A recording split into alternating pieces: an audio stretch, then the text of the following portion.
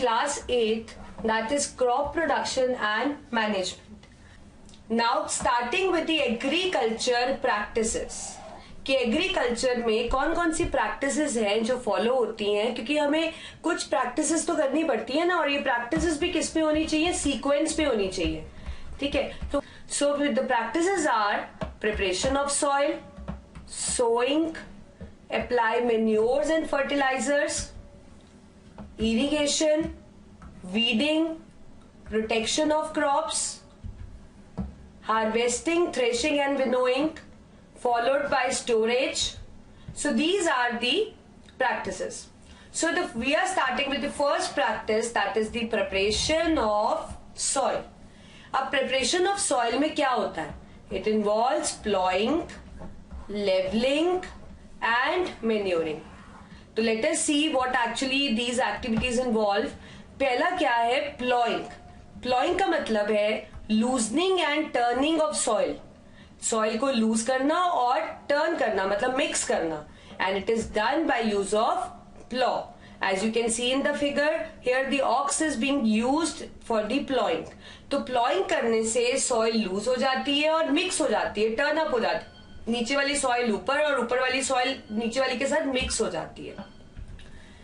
तो प्लॉइंग का क्या फायदा है? इससे रूट्स और डीप जा सकती है, क्योंकि सॉइल लूज हो जाती है, so it makes root penetrate deeper. अब क्योंकि सॉइल लूज हो जाती है तो इसमें से एयर एक्सचेंज भी आसानी से हो सकता है, तो it aerate roots get proper this thing gases for respiration. Weeds को रिमूव करते हैं. जब आप इसको प्लॉ से मिक्स करते हैं तो जो वीड्स, अनवांटेड प्लांट्स, वीड्स क्या होते हैं? अनवांटेड प्लांट्स जो लैंड पे अपने आप ही ग्रो हो जाते हैं. ठीक है, तो ये वीक प्लांट्स होते हैं, ये अनवांटेड प्लांट्स रिमूव हो जाते हैं. So that means weeds are removed. Soil अब टर्न हो जाती है, मिक्स हो जाती है नीचे वाली ऊपर वाली के साथ, एंड कुछ अगर हार्मफुल ऑर्गेनिज्म है तो they get destroyed. So this is all about the advantages of ploughing. तो प्लॉइंग के बाद हम करते हैं लेवलिंग. प्लॉ करने के बाद कुछ सॉइल के अंदर मोटे मोटे सॉइल के आप कह सकते हैं लम्प्स रह जाते हैं. सो लेवलिंग के अंदर क्या होता है? It helps in breaking the big lumps of soil.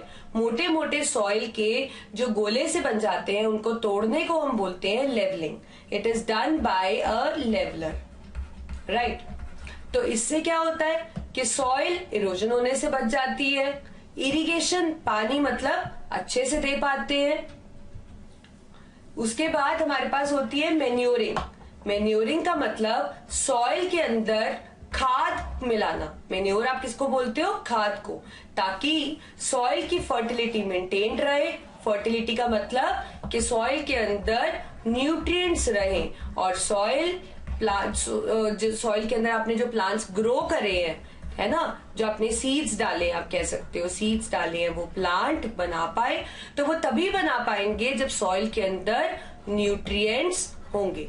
तो मैन्योर ऐड करने का मतलब है सॉइल को एनरिच करना, ताकि उसके अंदर न्यूट्रिएंट्स उसमें आना, ताकि वो सीड्स को दे पाए और सीड्स जर्मिनेट होकर प्लांट बना पाए. Next we have is sowing. दूसरी प्रैक्टिस है हमारे पास सोइंग. सोइंग का मतलब है process of putting seeds in soil. Soil के अंदर सीड्स डालने को आप क्या बोलते हो? सोइंग. अब ऐसा नहीं कि आप कोई भी सीड्स ले लो और उसको डाल दो. सीड्स भी अच्छे होने चाहिए. तो हमारे पास कुछ क्राइटेरिया है जिसके बेसिस पे हम सीड्स को सिलेक्ट करते हैं. पहला, HYV is used. What is HYV? It is high yielding variety. ऐसी वैरायटी सीड्स की यूज करनी चाहिए जिसकी यील्ड अच्छी हो. यील्ड मतलब फेलियर नहीं हो, सारी की सारी सीड्स जर्मिनेट होकर प्लांट बना पाए. ठीक है.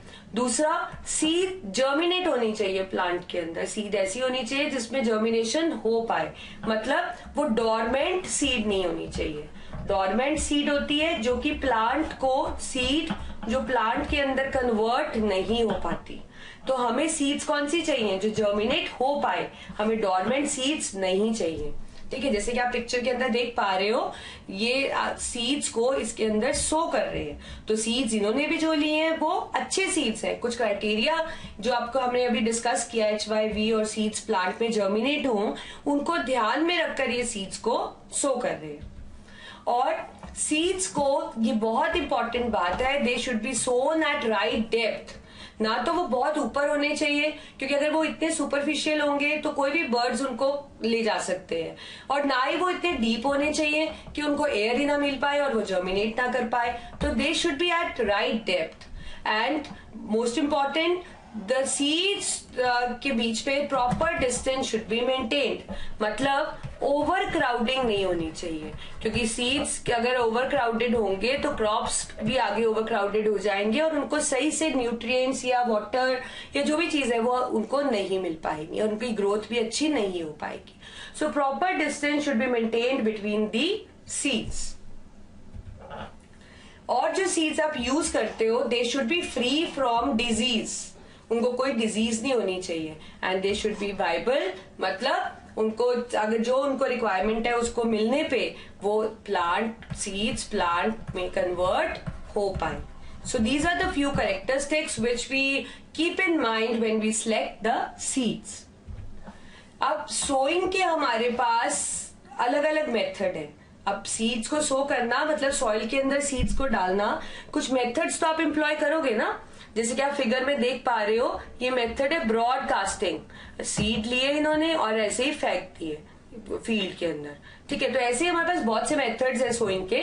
पहला मेथड है ब्रॉडकास्टिंग, मतलब seeds are sown manually by directly scattering in soil. मुट्ठी भरी आपने सीड की और ऐसे सीड्स को फैला दिया, that is called as broadcasting method. पर क्या आप सोचते हो कि ये मेथड अच्छा है? No, it is not a good method as it reduce crop yield and moreover जो मेन इसका नुकसान है वो ये है कि सीड्स की अनइक्वल डिस्ट्रीब्यूशन हो रही है। कहीं पे सीड्स बहुत ज्यादा पास पास है, कहीं पे सीड्स बहुत दूर दूर है। तो this unequal distribution actually reduces the crop yield. दूसरा मेथड है हमारे पास सीड ड्रिल। सीड ड्रिल के अंदर क्या होता है, एक आयरन की ट्यूब है, ये जो आप देख पा रहे हो, with funnel at top, इसमें फनल लगी हुई, this is the iron tube with funnel, यहाँ पे सीड्स हैं, ठीक है। तो सीड्स इस फनल के अंदर हैं, ठीक है। वो क्या होता है, ये फनल जब खुलती है इनके बीच में गेट्स लगे हुए हैं, इससे सीड यहां से आता है और नीचे सॉइल के अंदर, जैसे कि ट्रैक्टर के साथ आप देख रहे हो, तो जैसे ट्रैक्टर चलेगा ये भी साथ चलेंगे। तो ये जो आपके पास आयरन की ट्यूब है ये फुरो करती जाएगी सॉइल के अंदर, और at the same time funnel से सीड इसमें पास होता जाएगा और प्रॉपर जगह पे सॉइल के अंदर सो होता जाएगा। So in this iron tube with funnel at top is use, seeds funnel के अंदर है, सॉइल जैसे ये चलेगा तो आयरन ट्यूब फुरो करेगी और seeds are released in the soil furrows. ये बहुत ही अच्छा मेथड है as it save time also. दूसरा, seeds are sown at right depth, जैसे जैसे फुरो होगी प्रॉपर डेप्थ पे सीड्स सो होते जाएंगे, जैसे कि आप फिगर में अब आपने सीड ड्रिल को देख ही लिया है। Next is transplantation. ट्रांसप्लांटेशन एक ऐसी टेक्निक है जिसके अंदर हम सीड्स को पहले नर्सरी में सो करते हैं स्मॉल लेवल पे, और फिर उसके बाद जब वो सीडलिंग छोटे छोटे प्लांट्स बन जाते हैं फिर हम उनको मेन फील्ड में लगाते हैं। जैसे कि आप फिगर में देख पा रहे हो, ये छोटे छोटे प्लांट्स को आप फील्ड के अंदर लगा रहे हैं। ये छोटे छोटे सीडलिंग्स ये कहाँ से बनाकर लाए, नर्सरी में से बनाकर लाए।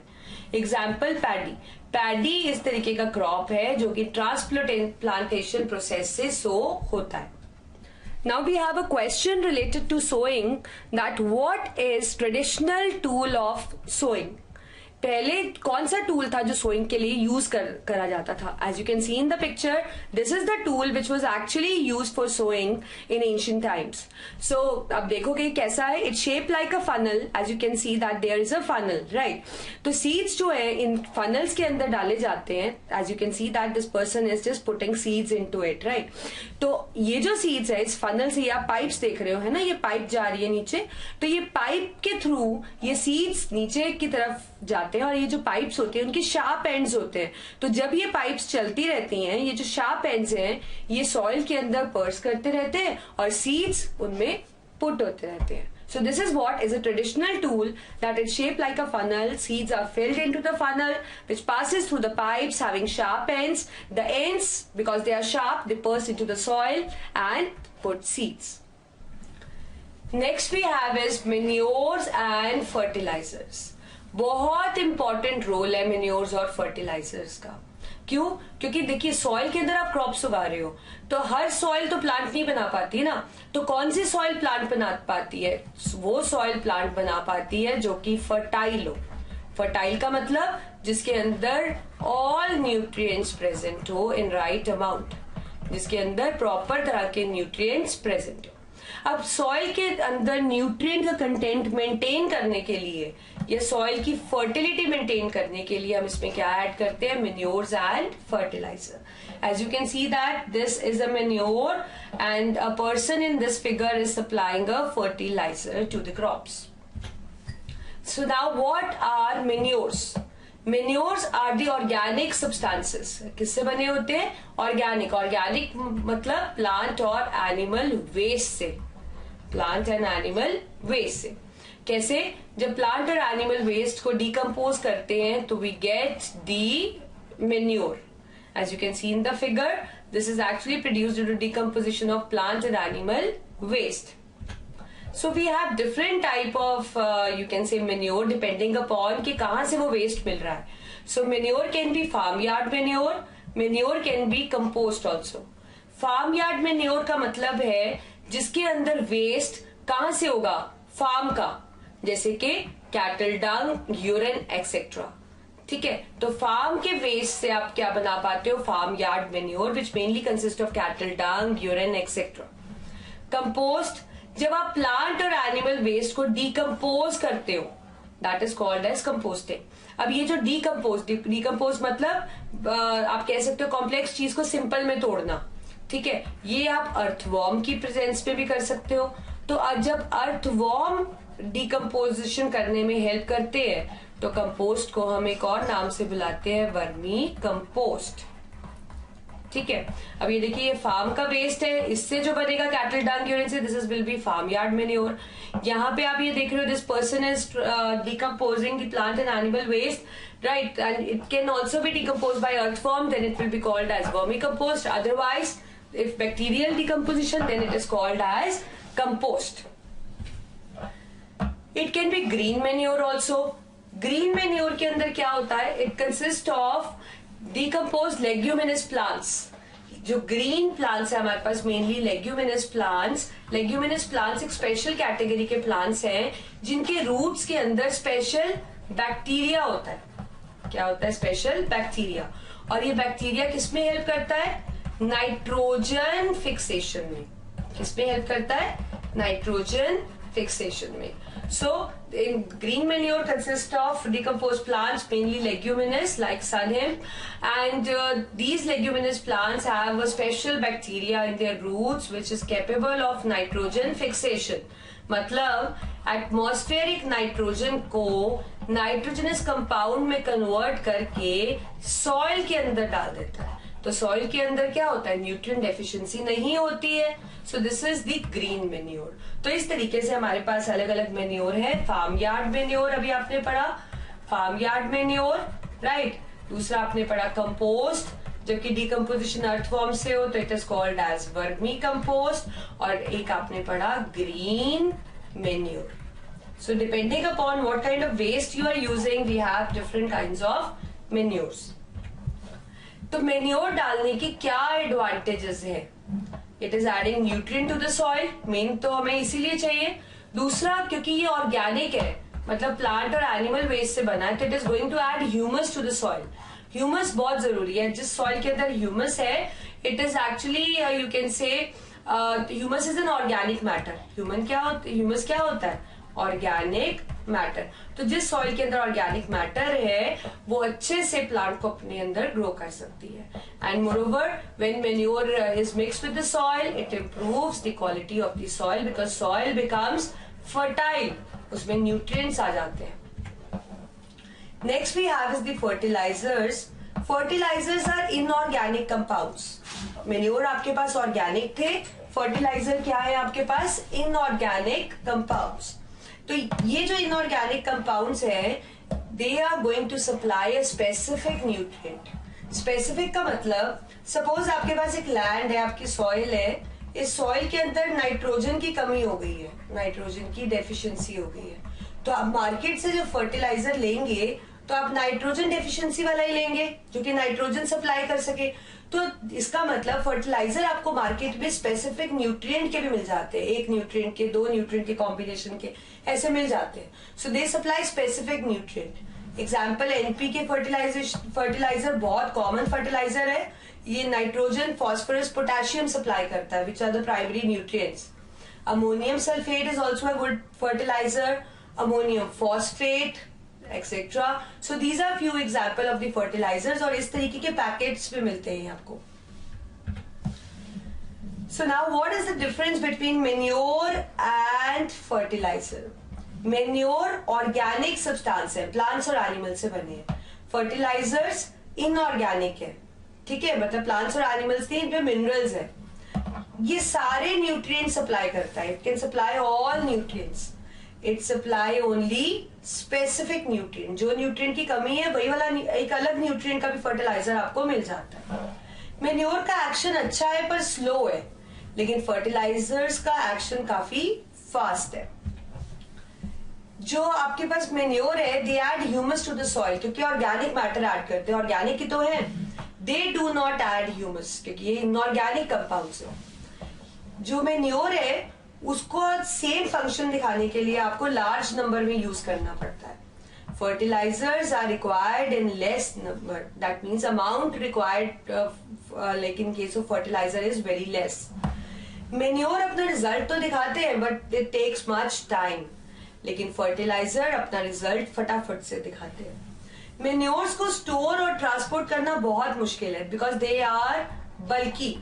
ये क्या है? ये बल्की है, but fertilizers are easy to store and transport. Next we have is irrigation. Next practice है हमारी एग्रीकल्चर की irrigation. Irrigation means supplying water to plants. जैसे कि फील्ड देख रहे हैं, फील्ड में पानी है ना, तो मतलब आपने इसको इरिगेट कर रखा है, तो supplying water to plant is an irrigation. Irrigation is again a very important, because पानी तो प्लांट को आपको पता है चाहिए ही चाहिए ग्रोथ के लिए।